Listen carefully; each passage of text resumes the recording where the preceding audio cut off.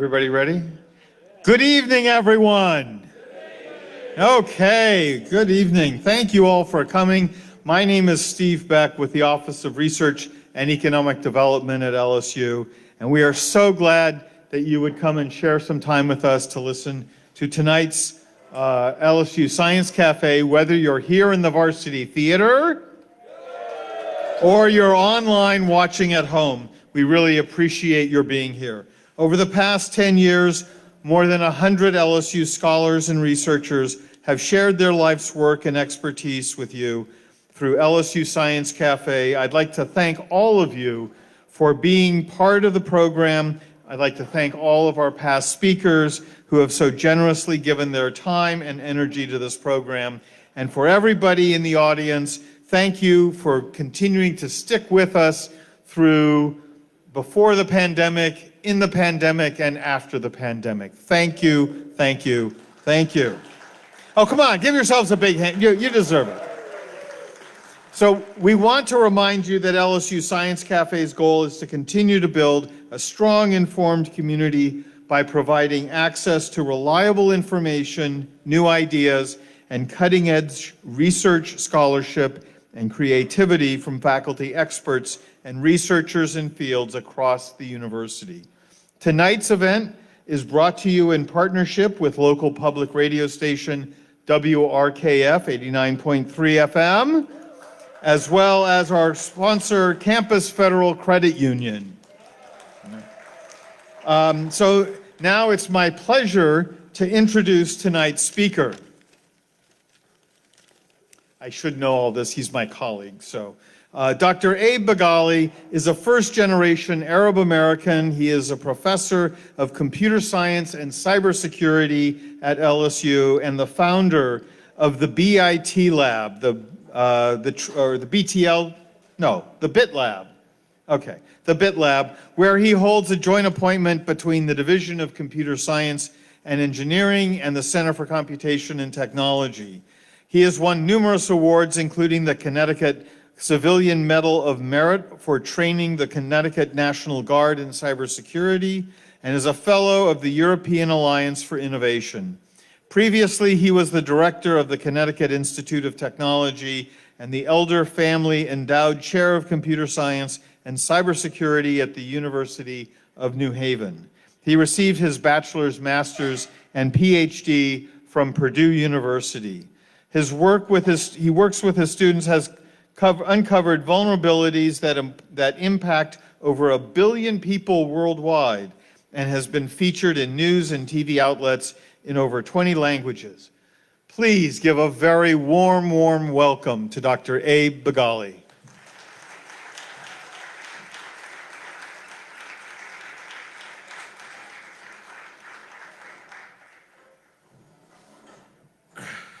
That introduction was so good, I think we're done. Thank you very much. So I want to start by thanking LSU and thanking the Office of Economic Development and everybody that's here. Thank you for being here. Hopefully I won't disappoint you. In fact, I probably know that I won't, but you might, come out of this thinking maybe I should not be in virtual reality. I also wanted to say hi to my daughters who are watching me live right now. Hi, Lola. Hi, Zadie. Are you smiling? I think you are.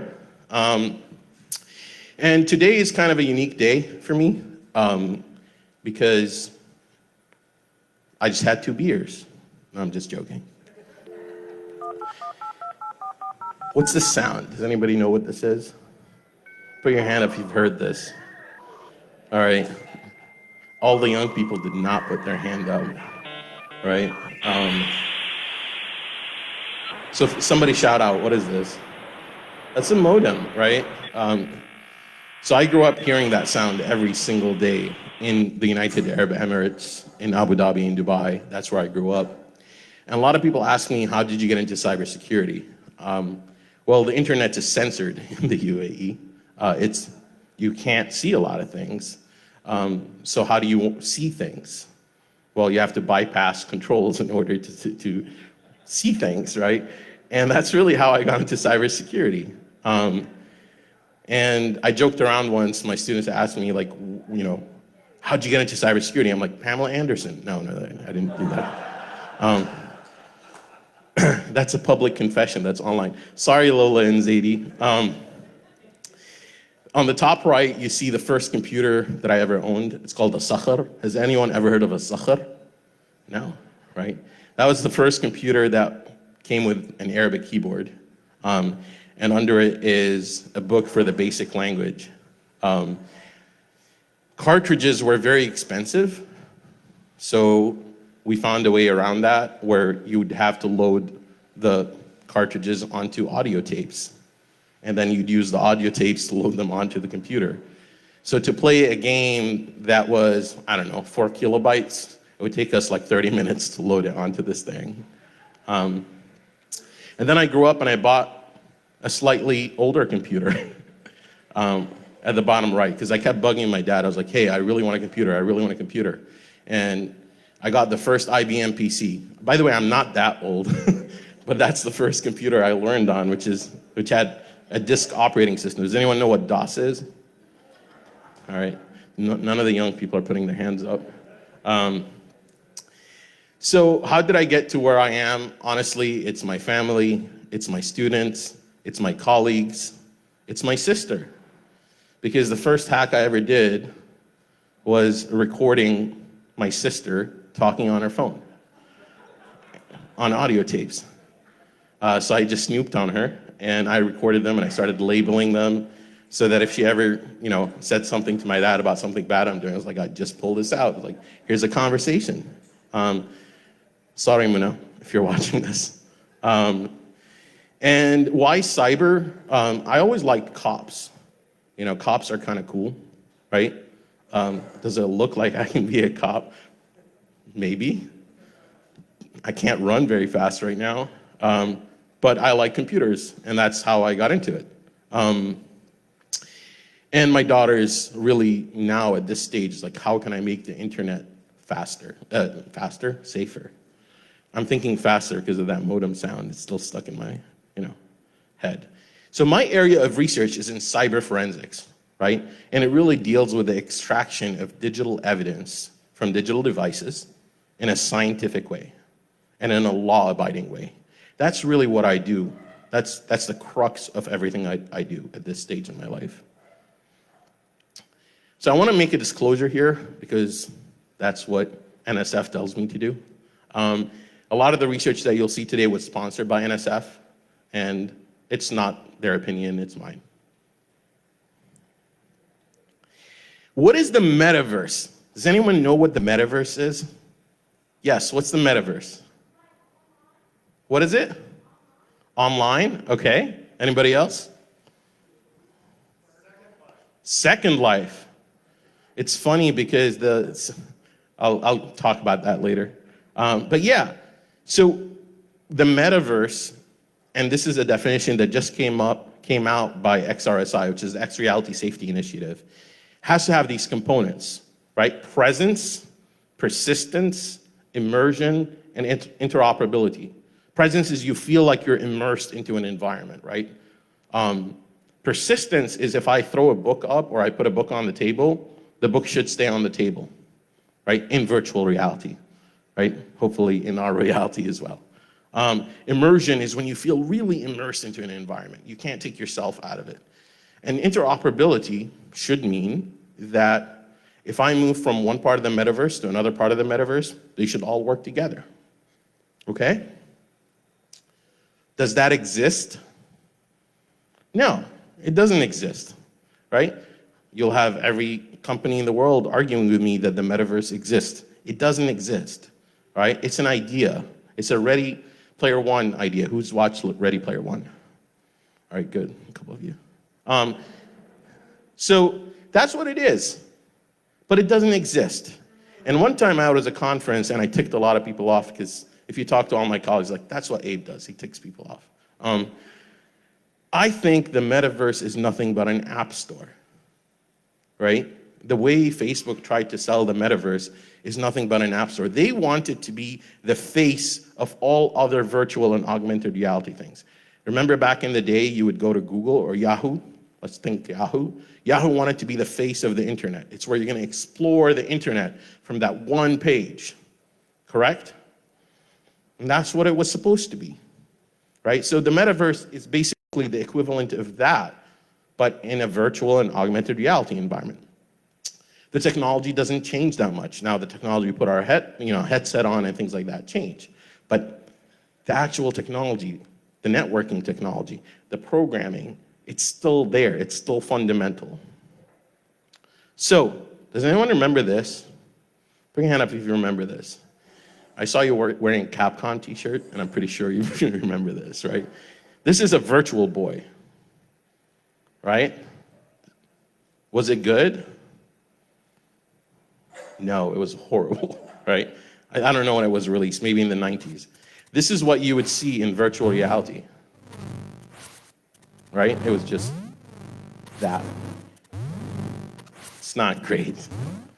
So when I was a kid, I was like, oh, virtual reality, let me try the Virtual Boy on. I put it on, I was like, this is horrible. I don't like this. I just want to watch a screen and play Super Mario, right? And another thing, this was Virtual Boy Wario Land. Basically, they ripped off Super Mario, right? And it's not as good. Okay, so now let's think about the stats of what's happening, right? A lot of people are thinking maybe virtual reality is going to be okay, maybe people are going to use it. Are they using virtual reality? And the answer is yes, right? There are millions and millions and millions of people together that are starting to buy these technologies. Before, it was really expensive. Now you can go buy an Oculus Quest for like $300, $150, right? It's still expensive, but it's not crazy expensive. I think the first personal computer when it came out was $1,500 or more. And that was when $1,500 was $1,500, right? And the amount of people that use it and their age groups is also staggering, all right? Now, why did I start doing research in this area? I can tell you, it's because of my students. My students walked into class one day when I was in Connecticut, and they're like, hey, did you see the Rift? I was like, no, I haven't seen the Rift. What's the Rift? It's like, oh, you got to play with it. It's awesome. I was like, okay, let's play with it. I was like, I played with it. I was like, it's awesome. I was like, it's not the Virtual Boy. I'm like, there's something here. Like, we should explore this. And that's how I really got into this area. But also, did you know that it's not that great, right? If every 7 minutes someone's being abused in one VR app, in this case it was VR chat, I mean, just think about the implications of that. Think about every 7 minutes there's abuse happening in those environments, in those virtual environments, right? There was an article published, and the title, as you can see, is "The Metaverse Has a Groping Problem." Now, that's also very interesting, not only academically, but how does it impact people? If you are in a virtual environment and you are being groped, maybe you're not physically being groped, but what are the legal and psychological implications of that, right? So we're all new to this, and we're trying to understand these other factors that we need to study. And if your kids are using virtual reality, the technology currently doesn't have a lot of moderation. It doesn't have a lot of content filtering. It's a problem, right?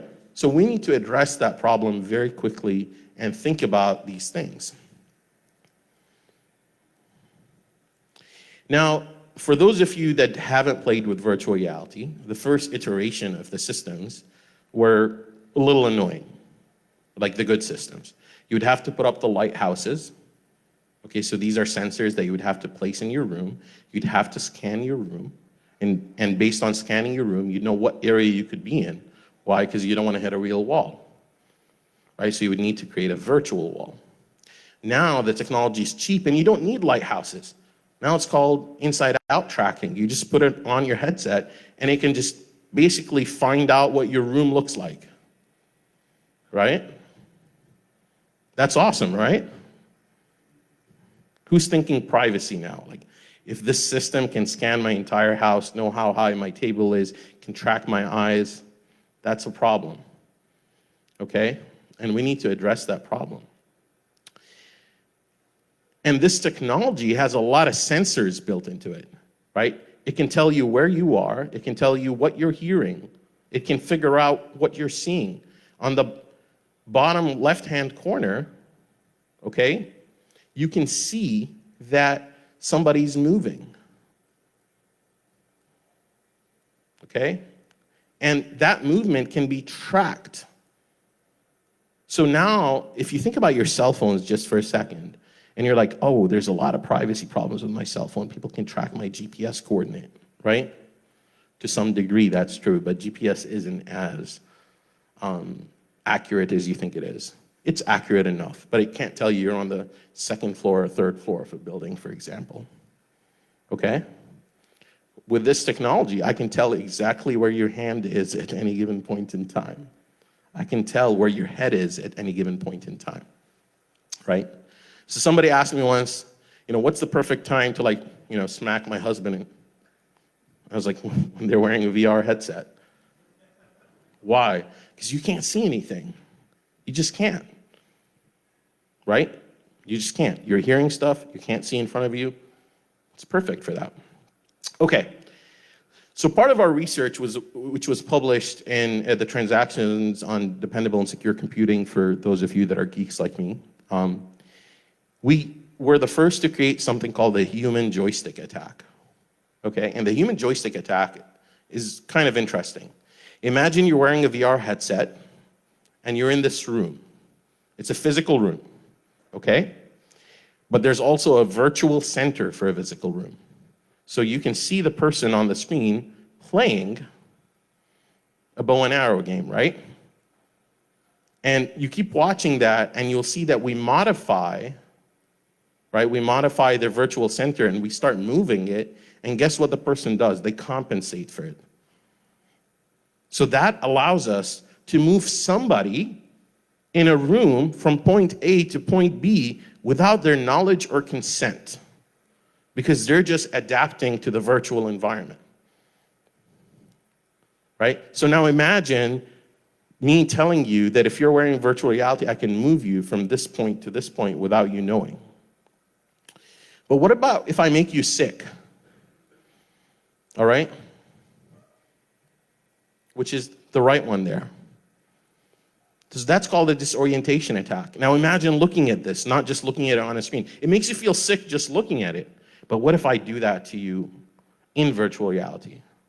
It'll make you feel sick very quickly. I was talking to someone earlier, I think Greg, and he knew about some developers that had to test virtual reality systems and they would keep throwing up while they were testing the game. That was their job. I was like, well, how do you write a job description for that? So what you see here is a graph of our tests, and you see different games. And what you see at the bottom, so you can imagine from the top down that this is data that's tracking the headset. At the bottom is what people thought they did. They thought they stayed in the same location. And at the top is what they actually did. They moved from point A to point B. So, yeah, why can't we just move you to where we want you to go? Remember the chaperone that I talked about, which is this area that you kind of set up boundaries for so you don't hit the real wall? Well, what if we take that away from you? What if a hacker is capable of taking that away from you? Then what happens? You'll hit the wall. So now you're causing physical harm to people, all right? What if you become so used to your augmented reality glasses and so used to your virtual reality glasses that we can ransom them from you? Have you ever heard of the term ransomware? Right? So now we ransom your data, but what if I can ransom your goggles? So now I can put an image either to threaten you, or I can put an image to just take, you can't see anything that you would want to see. What if part of your job was being in virtual reality? And you have to sit in the office in virtual reality and interact with people in virtual reality every single day. And now we just take it over. Some of those devices also have cameras, like in the top right-hand corner. What if we can take over the camera and stream and start looking into your bedroom? By the way, I'm saying what if, what if, what if. We proved that all of these things are possible with that existing technology at that point in time. All right, and we proved that we're capable of doing that without the user having to do anything except use virtual reality the same way it was intended to be used. Here's another kind of cool attack that we just published recently in the Journal of Computers and Security. It's called an MITR, a man-in-the-room attack, okay? What you see here is the actual attack taking place. On the left-hand side, you see that bubble, right, where the person is invisible.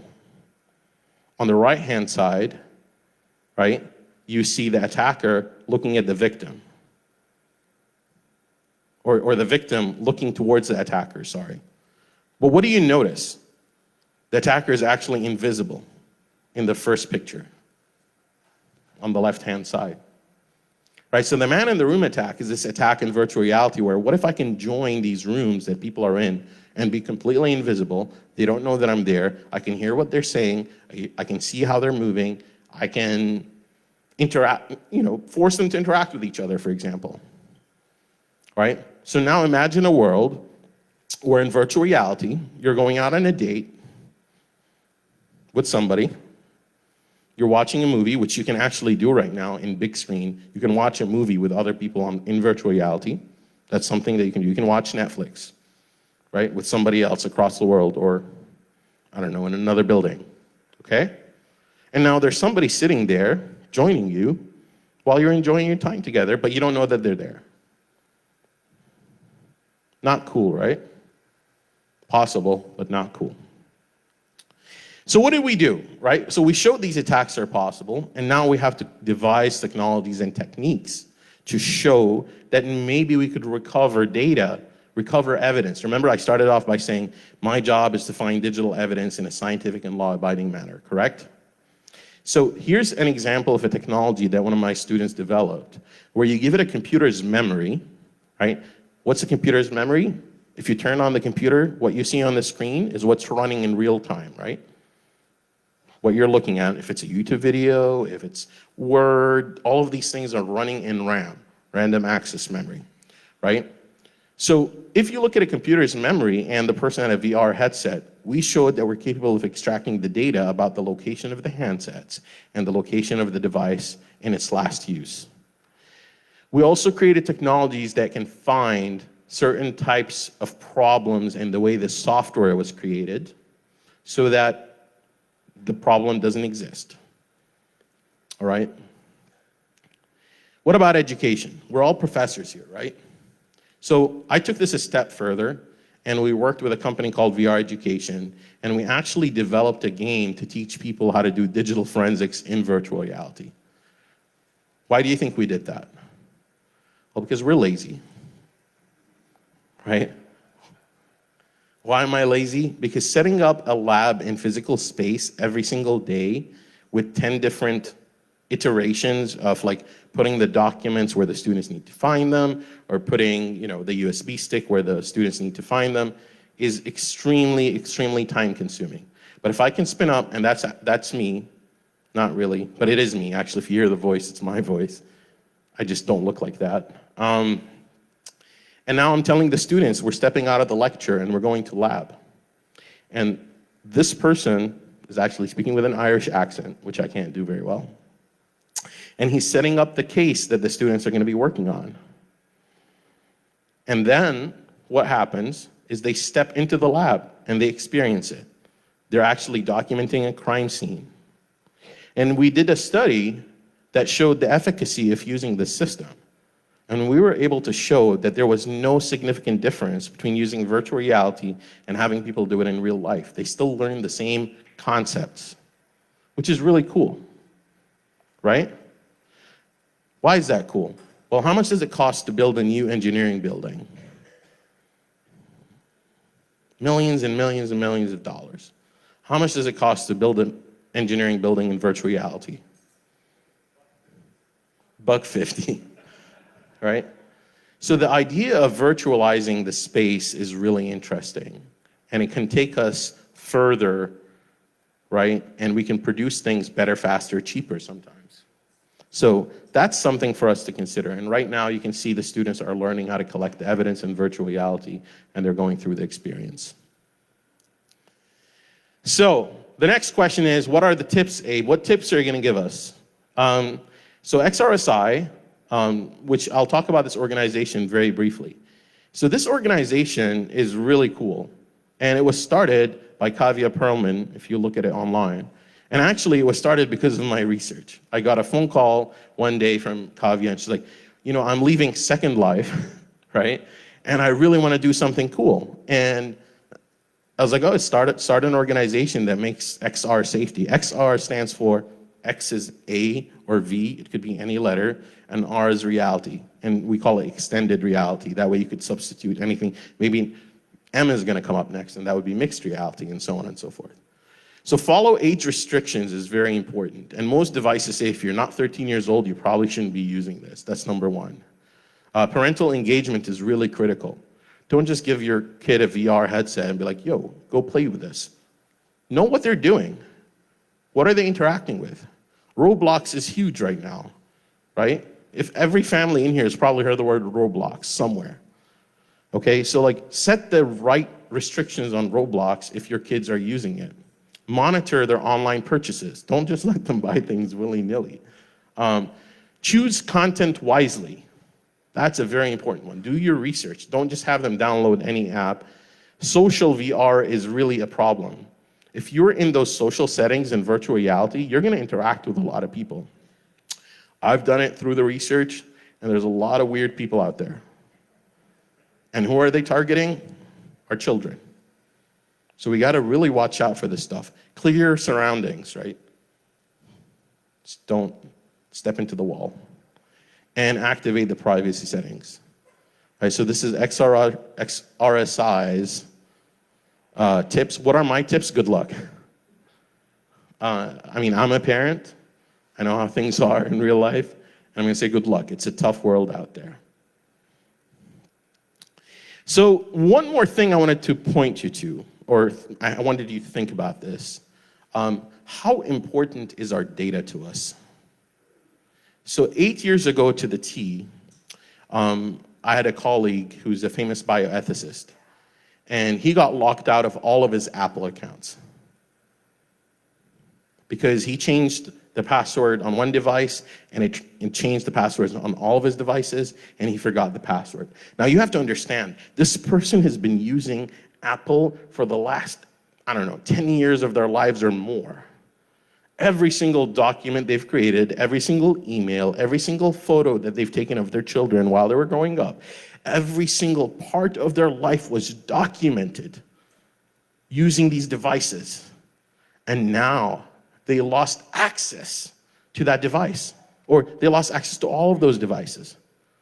So what did they do? They called up Apple for help. What did Apple say? Sorry, we can't help you, because we don't know the password that you used, and we don't have access to that information because of the encryption that was used. So, he called me up, he's like, Abe, I know you're crazy, you and your students are crazy, can you help me figure this thing out? Like, okay, let's figure this out. So we went out and we got software, free licenses of the software that we wanted to use from Russia. Just happens to be from Russia. They have really good password cracking mechanisms. And we downloaded it, and what you see there is basically the CPU usage of all the computers running at the same time in my lab. It got really, really hot in there. Like really, really, really hot. And we ended up cracking the password finally, and we brought him in, and I actually have a reaction video that I wish I could share with you, where he jumped and hugged me and used a lot of foul language because he was so excited. And it was just, you could see from that moment how much we gave that person their life back, right? And from that point on in my life, I very quickly realized that not only can we use the stuff that we do for good, in this case we did, but it also made me realize how dependent we are on technology. How dependent we are on these systems to document every part of our life. And if somebody just takes that away from you, how you would feel, right? And we need to start thinking more about this. And that's why cybersecurity is really imperative. It's really imperative in virtual systems. It's really imperative in everything that we do. And we need to create a better workforce of students that are capable of handling these issues, because if we don't, we're gonna lose the thing that means a lot to us, the thing that we are right now, which is our data.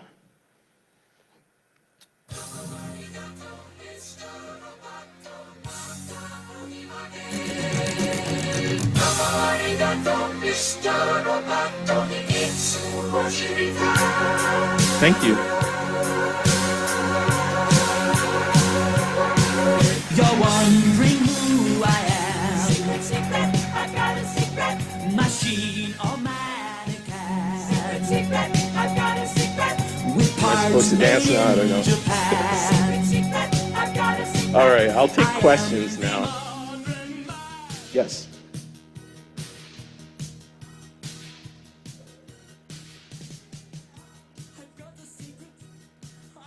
Is there a way to stop people? Is there a way to stop people? That's what I heard.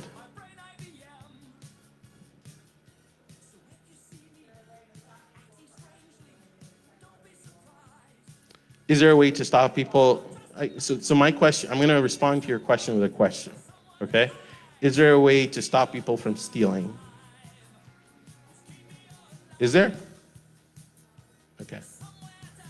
But we have to try, right? So the important thing here is we need to always plan for the worst, right?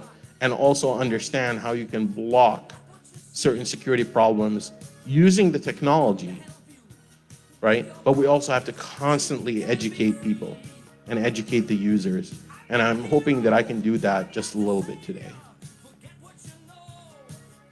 Yes.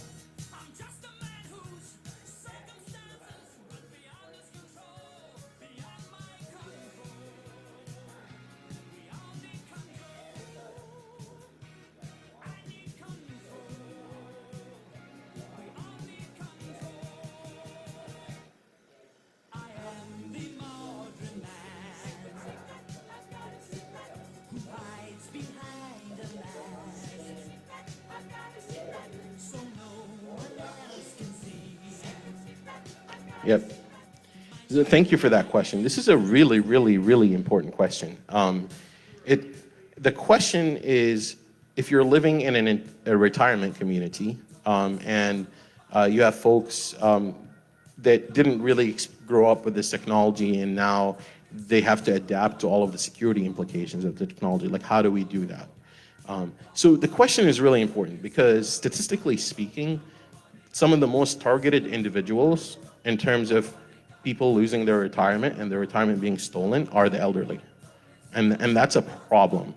And there are ways that you can help improve that.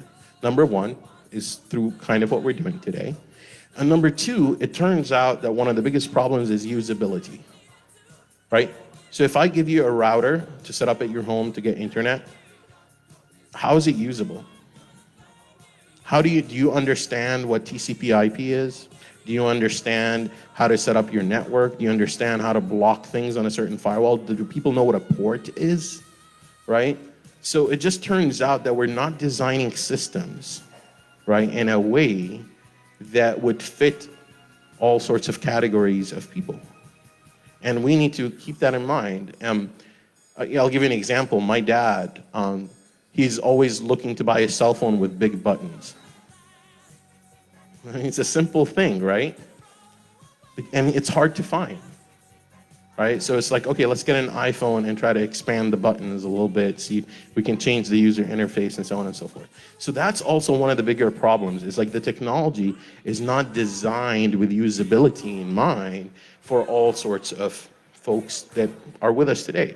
So conscientiously, we need to start design for all sorts of populations, right? And the elderly are one of the most critical ones that we need to focus on as well. Some people in the industry are trying to take it seriously because I can tell you I've submitted a grant to some large communication companies in the past where they really wanted to focus. But I don't know if it's just word of mouth or like they're just like trying to be like, oh, we care about this and not really do more with it.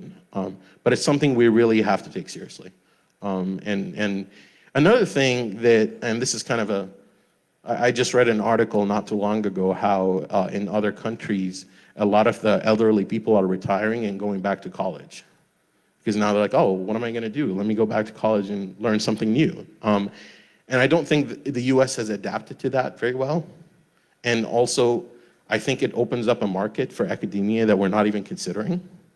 Right? So if everybody retires, I'm like, hey, I just want to go back to college and learn something new. It could be computers, it could be something else. Right? I think there's a lot of that we're also not considering that other societies are considering.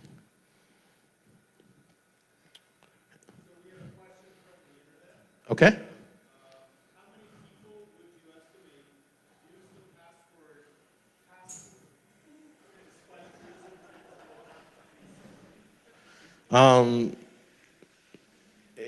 I would like to assume that most companies are gonna not allow you to use the password at this point because they do some validation to see if you have special characters or something else like that. I mean, passwords is one of the biggest problems we have right now, right? I don't think we should be using passwords. Like we need to go passwordless at this point in our lives, right? Think about how many of you have like a password storing mechanism, either in your web browser or something else, right? Have you tried to check how many passwords you have? A lot, right? And I think it shouldn't be like that. There should be a mechanism that just, connects us and validates us, which some people are doing, right? Some people have created passwordless systems which are not perfect, but they still kind of do the job. Where imagine you're at work, you go to your computer, you get a message on your cell phone, you tap it, and it logs you in, right? That's the kind of world that I think we need to start embracing more of. Yes?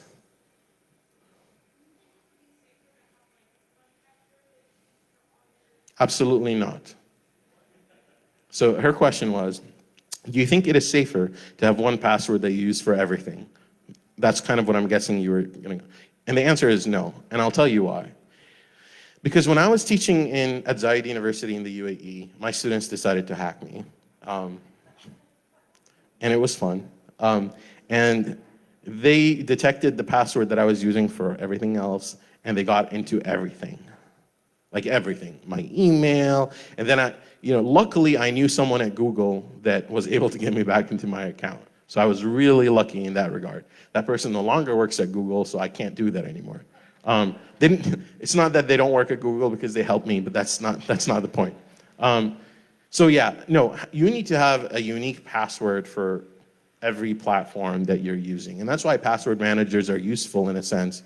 But lately, some password managers have been hacked, and that's a problem. But all the stuff they stole was encrypted. Now, if they decrypt it at some point, then they might have access to your passwords. So change all your passwords if you're working with a company that has done that. I'm looking at some of you, and I know some of you have that. Yes?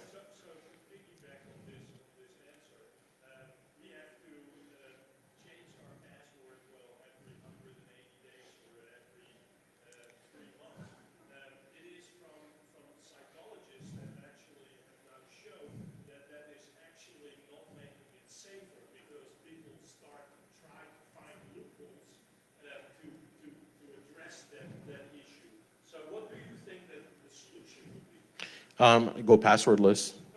I mean, honestly, that's what I think. Like, we need a system that's passwordless. NIST, I think not too long ago, came up with standards that say we shouldn't be changing our passwords as much as we have been. Passwords, the way passwords operate are a problem, right? Because you're going to need a million different passwords for everything you're going to do for the rest of your life. And that's a problem. So we need something that's going to unify.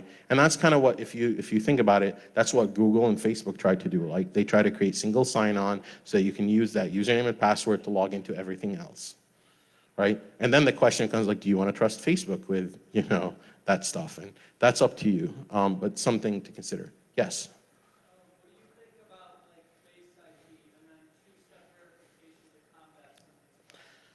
So two-step verification is very important, and I think that it doesn't stop hacks from happening. Let's just make that very clear, especially if you're using SMS, because if somebody has access to your phone, they can retrieve the code before you, and they could log on to the system.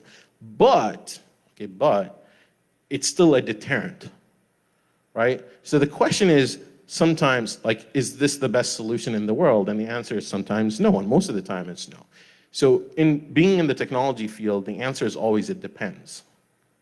I teach that to my students all the time, like never say yes, 100%. The answer is it depends, right? And that should be the answer to everything in technology. Like, it depends. Yes?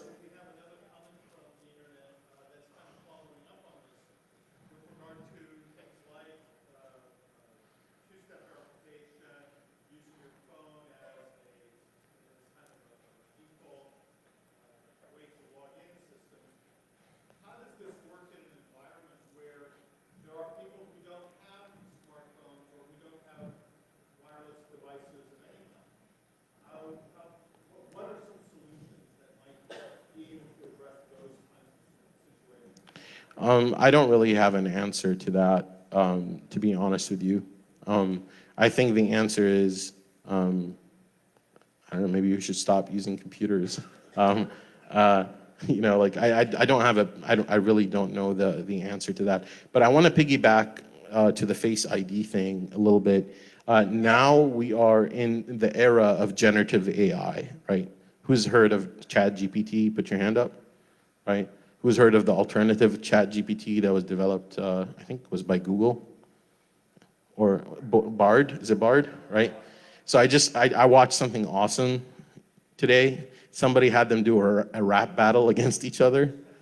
And ChatGPT won by far, in my opinion. But that's not the point. The point is generative AI is becoming really good. There's a website called FakeU. I'm not swearing here, it's called FakeU, FAKEU, okay? And that website has multiple different, for example, voice trained models, and you can just give it text and it'll speak like Eminem, or it'll speak like Donald Trump, or it'll speak like all sorts of things. So two of my students were working on a research project about that specific topic, because we were trying to find a use case where it would be useful, and for us it was penetration testing. Right, so if your job is to try to hack a company, now I can mimic your CEO's voice, and I can call somebody and I can get the password for them, or I can send you a voice message with somebody else's voice, and so on and so forth. Now, what I did with my students is they were kind of behind on the paper, so I sent them a message in Donald Trump's voice. I'm like, you're fired. It was a joke. I did not fire them, but they laughed very hard, and the paper got done, obviously. But you know, so those generative AI problems are interesting. And piggybacking back to the Face ID, you can actually now have AI where you can give it a photo and you can create liveness of the image. So I can give somebody, and I don't know if you've seen this, like you can take, I don't know, if you have a grandparent who's dead, and you can take that picture, and that picture can now become a movie, and they'll move their eyes, and you're like, what's going on, right? It's kind of freaky, but it's kind of cool at the same time. So that same technology, we might actually be able to use, right, to defeat some of the mechanisms with some of the techniques that they're using with Face ID and so on and so forth. Face ID is really good because it detects liveness and it has sensors and all sorts of stuff like that. But I like Face ID. I think Face ID is great. I don't think it's great when you're sleeping and I put my phone in front of you and now I've validated, to everything, to all the stuff you've had access to. But, hey, we got to try. Any other questions? Yes.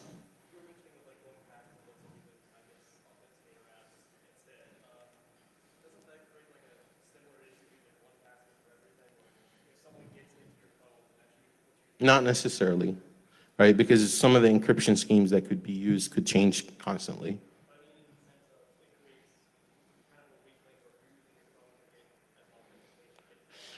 Right, but I mean, how does that change the old thing is still an issue where if somebody's using a username and a password on their device and you can extract it from their memory, then you would have access to everything else. And if you're using a password manager, if I get to keep, password to all of your to all of your other passwords, then I have all of your passwords in clear text. So it doesn't really, like, what I'm saying is, it doesn't change the problem, but it helps usability and it helps improve us being able to access things.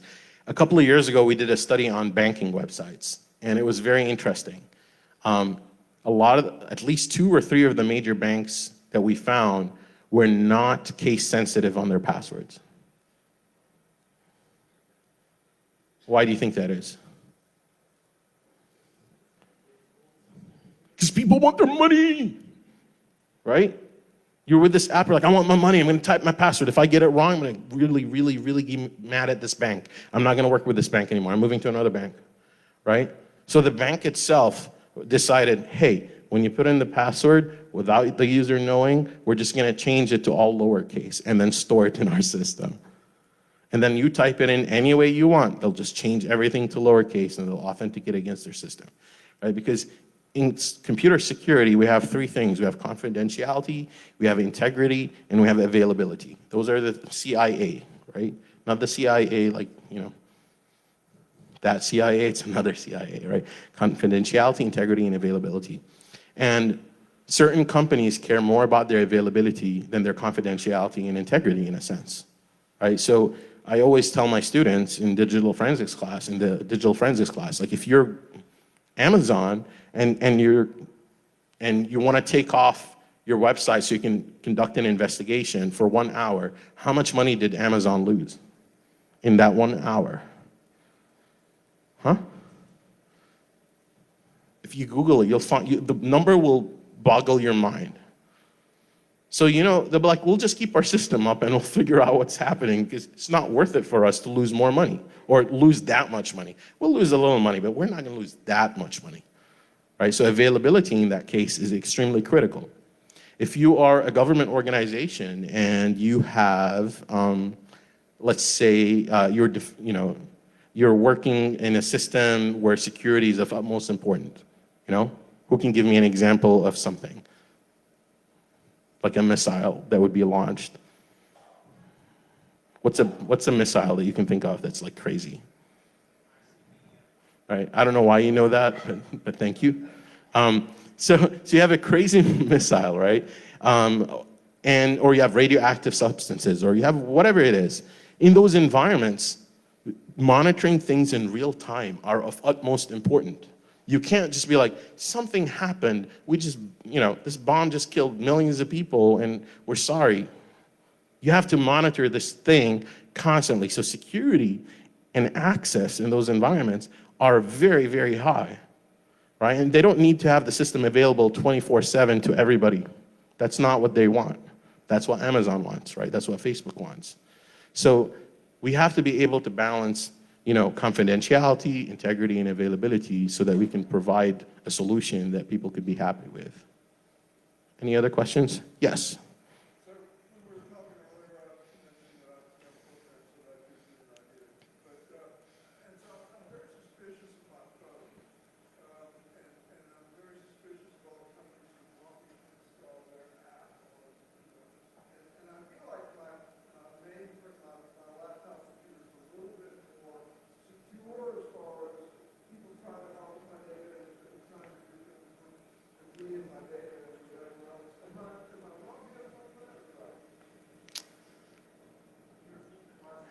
So his question is like, he feels that apps being installed on the phone pose a larger security threat to him than on his laptop.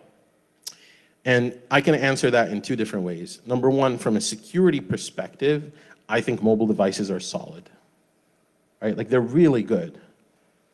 But you're the one installing the app, right? You're the one that's saying, hey, I'm gonna install this app and I'm gonna give it access to all of these privacy settings, like my location, right? My SMS messages. You know what? Take my bank account. It's cool, right? We're making that conscientious decision to do that, right? And your phone is in your pocket at all times, right? I'm just proving a point. So it's part of who you are. So is your wristwatch if you have a smart, does anyone have a smartwatch, right? Now I know if your heart rate's high or low at any given point in time. Okay?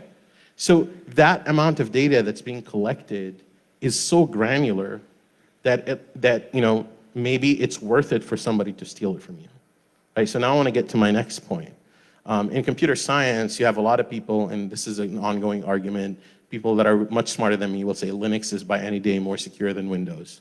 Right? That's like an argument. I always say like, well, most big corporations are using like Windows servers for their Active Directory, for example, which is whenever you log into your computer at work, it's typically authenticating, with an Active Directory. So as an adversary, you're going to spend a lot of time trying to break Active Directory because it's more beneficial for you monetarily to be able to do that. Okay? So what I'm trying to get at here is, I think you think your phone is less secure because it's in your pocket and it collects all this data about you that maybe your laptop is not doing as much. Right? So it's kind of a perception scheme there. But with the same token, you can download anything on your laptop and you would install it and it would still kind of be the same thing. In fact, you can probably see the permission of your app on the phone a lot better than you would on your laptop. When was the last time you used, now with Mac you can do that, right? But when you think about a lot of the technologies that we're using on a daily basis, you're probably like, oh, it's not asking me for permission to do this on my laptop, right? So laptops and computers are a lot more fluid with their permissions to the apps than phones because they're a lot more locked down, but we make that decision. I hope I answered the question a little bit. Yes.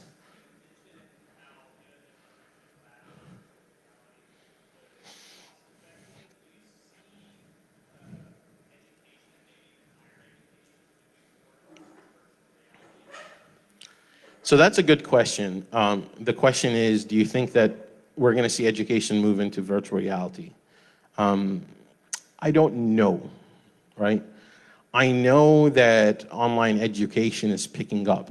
And I know that most academic institutions are way behind, most larger academic institutions. If you look at what's available right now in terms of online education, like take Purdue Global for instance. I'm a Purdue graduate, and I saw what the former president did with Purdue Global. I think he bought, I forget what it is, University of, maybe it was Phoenix Online, I forget what it is, for like $1, and then they transformed it all into Purdue Global. Online education is very interesting for multiple reasons. It might not work for everybody, but it does work for people that are self-learners and that are self-motivated, right? And I think that's really critical for us to realize that, okay, there are certain modes of teaching that are better for certain types of students, because not everybody learns the same way, right? For example, I love learning from people around me. If I'm not constantly around people, like at Purdue, a lot of my friends I learned all this stuff from them. They were much smarter than me. I got better grades than them, and they were really ticked off all the time.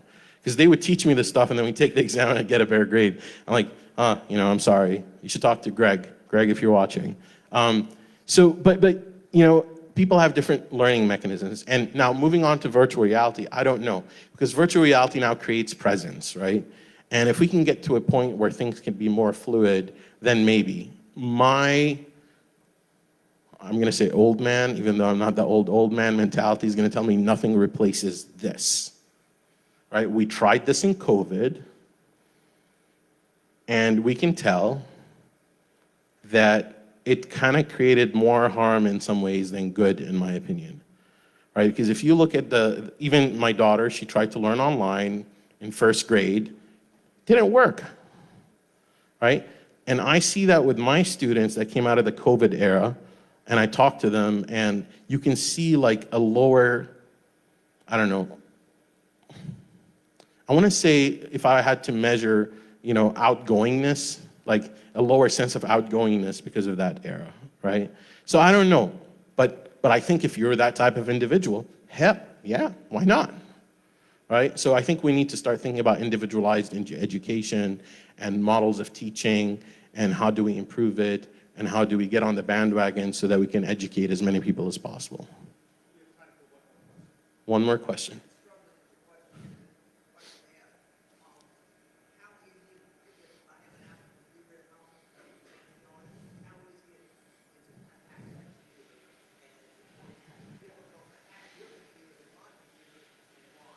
No, I think my computer is easier to hack because people, are really trying to hack me all the time. No, I'm just joking. What I'm trying to get at here is like, all it takes is time and effort to hack a computer, right? And Gene Spafford, who's a really famous computer scientist at Purdue, and I can't really get the quote, and I think he might have gotten the quote even from somewhere else, or maybe he wrote it himself. It went something like this. You can take a computer off of a network, and you can put it in a room, and you could turn it off, or I don't know if it turn it off, or lock it up in a cabinet, or whatever it is, and it's still not safe, right? So the answer is, if you're talking to someone in security, they're always going to be like, nothing's safe, because there's always like an angle you can take. I'll give you an example. This is what we call an air-gapped computer. So it's a computer that's not connected like to a network, right? And there was some researchers in Israel that I think they flew a drone, and from far away they were able to detect the light that's like turning on and off for the hard drive. I think it was the hard drive or something to that nature. And from that, they were able to transform the ones and zeros that are being transferred on the computer. And then they were able to kind of figure out what data was being sent back and forth. So the point is, like, nothing is 100% secure. But we have to do our best, and we have to be diligent.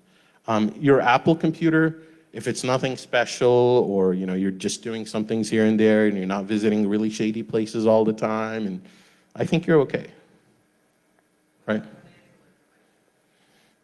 If you're not visiting shady stuff all the time, and, I think you're okay, right?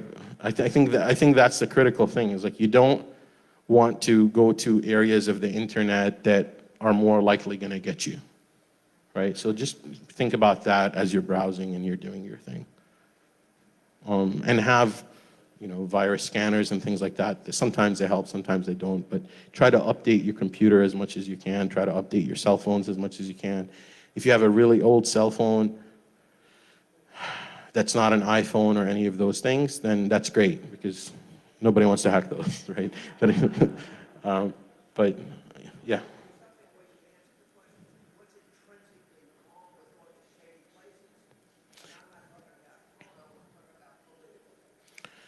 Right. So if people want to target you because you are of a certain political affiliation, then they would do something with that website that as soon as you touch it, it could harm your computer in one way or another. Because if somebody finds a vulnerability in a web browser that you're using, and you open up that website and the code then executes and runs within the engine that's running that browser, it then can maybe allow them to do a remote call to your computer, which will then allow them access. The best way to do that is to if you see a message, update your browser, just update it. Just update it as quickly as possible. It doesn't stop it from happening, but it helps you keep up to date with it. Right? Because the only way that the browser is patched is if they find the vulnerability. And once they find, and if it's a 0-day, right, which is an attack that the company still don't know about, that the attackers are targeting, then nobody might know about it until they find it. Right? And once they find it, then hopefully the companies can try to patch it. But the interesting thing is they don't get patched like this, right? It takes time, because imagine having to patch a large piece of software. You have to figure out where the problem is. You have to make sure and test it, and because now you have like millions of people using that piece of software. So if you just patch it in a wrong way, then the software is not going to work for millions of users. So it's not like something that happens overnight. Thank you. Thank you. Please give a big round of applause for Abe Bagali.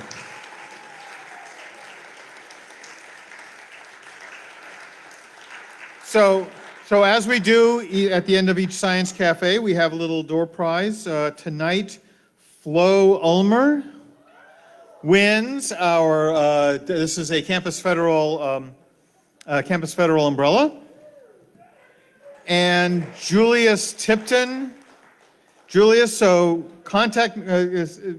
hang out, talk to me right afterwards. You get the WRKF a coffee mug, and we don't actually have it here, but they have it at the station. So we'll work out a way to get it to you.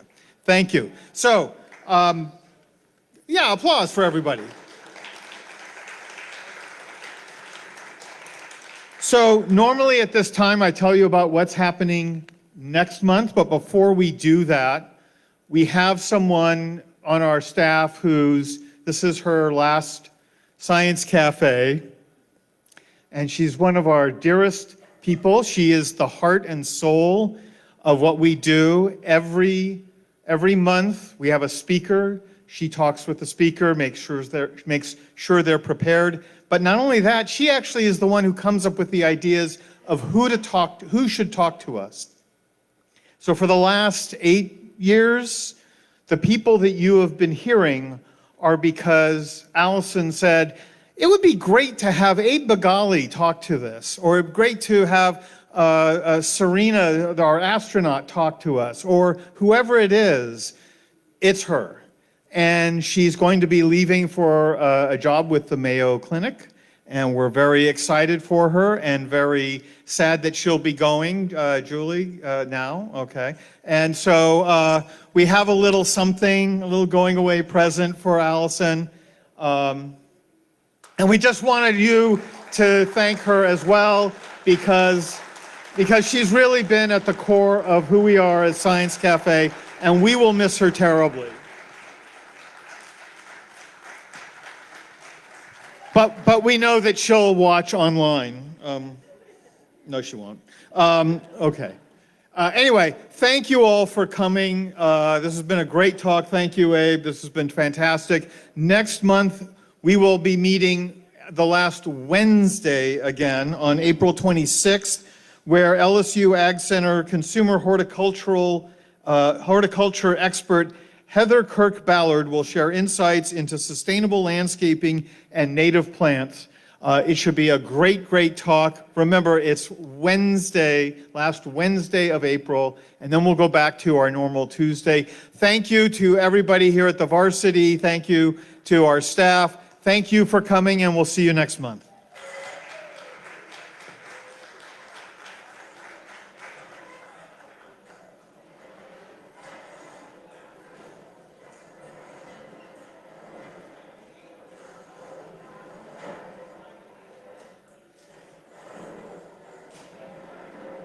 Arigato, Mr. Roboto, Mata Onimade. Arigato, Mr. Roboto, Itsu Ojirita.